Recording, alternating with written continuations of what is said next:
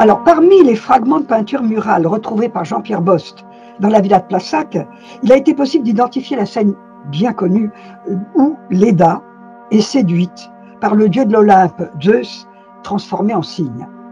Alors, il avait été restitué une Léda couchée, en interprétant sur la plaque reconstituée le bord du corps comme son genou. Alors, heureusement, la trouvaille d'un autre fragment, et en respectant le sens des stries du pinceau chargé de couleurs, qui devait être horizontale, le bord du corps était en fait son épaule, et elle était debout, les pattes du cygne accrochées à sa taille. Alors, il a été possible de la comparer à la Léda debout de la villa d'Ariane, à Stabi, où la position est la même, en apesanteur, au milieu d'un panneau, et datable de la même époque, des années 50, 60, après Jésus-Christ. Alors, ce schéma est bien connu dans la peinture romaine, et on le retrouve sur plusieurs sites italiens, à Bolsena, au 1er siècle avant Jésus-Christ déjà, à Pompéi et à Solunte. Alors à Solunte, c'est comme une statue sur un piédestal, et datée du milieu du 1er siècle après Jésus-Christ également.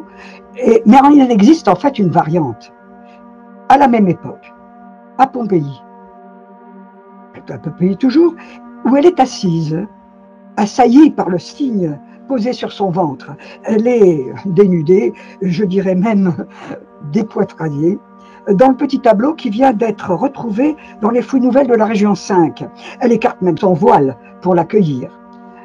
Alors, au contraire, le tableau dont il ne reste malheureusement qu'une copie, daté également du milieu du 1er siècle après Jésus-Christ, de la maison pompéienne de la Fontaine d'Amour, alors elle lève la main gauche, elle est également entièrement nue. Elle semble surprise, elle est peut-être effrayée. Ah, mais pourtant, il existe une troisième version, encore plus suggestive, mais plus tardive. Par exemple, à Narbonne, sur une voûte d'une maison à portique, qui est datée de la fin du 2e, début 3e siècle. Alors le cygne accourt vers Léda. Léda est couchée, mais il ne reste plus que ses jambes et un bras droit à la main tendue. Enfin, à Sabrata, en Tripolitaine, l'actuelle Libye, dans la maison dite de Léda, a daté sans doute également du 3e siècle. La jeune femme est entièrement nue, entièrement allongée, et elle enlace de la main droite le cygne qui vient poser son bec sur ses lèvres. Comme on le voit, l'interprétation du mythe de cette énième conquête féminine de Zeus a varié au cours du temps.